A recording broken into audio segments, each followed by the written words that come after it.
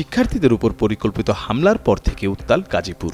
ইতিমধ্যে শক্ত বার্তা দিয়েছেন স্বরাষ্ট্র উপদেষ্টা লেফটেন্যান্ট জেনারেল অবসরপ্রাপ্ত মোহাম্মদ জাহাঙ্গীর আলম চৌধুরী। এদিকে ওই হামলার ঘটনায় শনিবার গাজীপুর শহরে সমাবেশ করেছে বৈষম্যবিরোধী ছাত্র আন্দোলন ও জাতীয় নাগরিক কমিটি।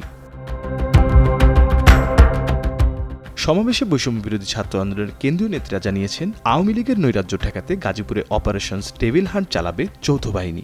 অন্তর্বর্তীকালীন সরকারের কাছ থেকে এই মুহূর্তে একটা তথ্য আমাদের কাছে আসছে। যৌথ বাহিনীর পক্ষ থেকে, সামরিক বাহিনীর কমান্ড থেকে ঘোষণা এসেছে, অপারেশন ডেভিল হান্ট তারা ঘোষণা করেছেন। যুবলীগের প্রত্যেক সন্ত্রাসীকে গ্রেপ্তার করার জন্য অভিযান আজকে থেকে, এখন থেকে শুরু হচ্ছে। আমরা তাদেরকে ততক্ষণ পর্যন্ত সহযোগিতা করব যতক্ষণ পর্যন্ত দেখবো তারা আমাদের ছাত্র জনতার আকাঙ্ক্ষা অনুসারে কাজ করছেন। চার বাহিনী মিলে, পুলিশ, সামরিক বাহিনী, সামরিক 3 বাহিনী মিলে তারা এই অপারেশন ডেভিল হান্ট পরিচালনা করবেন। আমরা আজকে দেখবো তারা কি করেন, কি করতে পারেন।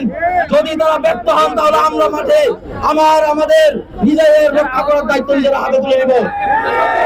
পর্যন্ত তাদেরকে আমরা সহায়তা করি, আমরা তাদেরকে চিনিয়ে দিব কোথায় কোথায় ক্লিয়ার করতে হবে।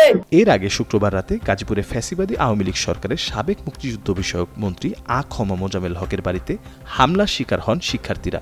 আহতদের দাবি, মাইকে ঘোষণা দিয়ে তাদের উপর হামলা চালিয়েছে আওয়ামী লীগের নেতাকর্মীরা। হামলায় গুরুতর আহত হয়ে হাসপাতালে চিকিৎসাধীন 20 শিক্ষার্থী। আওয়ামী লীগের গুপ্ত হত্যা পরিকল্পনা এবং দেশকে নৈরাজ্যের দিকে ঠেলে দেওয়ার একটি অডিও ফাঁস হয়।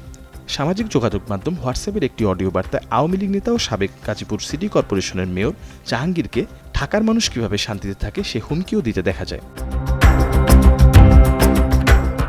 বৈষম্যবিরোধী ছাত্র আন্দোলনের একাধিক নেতৃবৃন্দের দাবি, গাজীপুর ঘটনায় সংশ্লিষ্টতা রয়েছে সাবেক এই মেয়রের।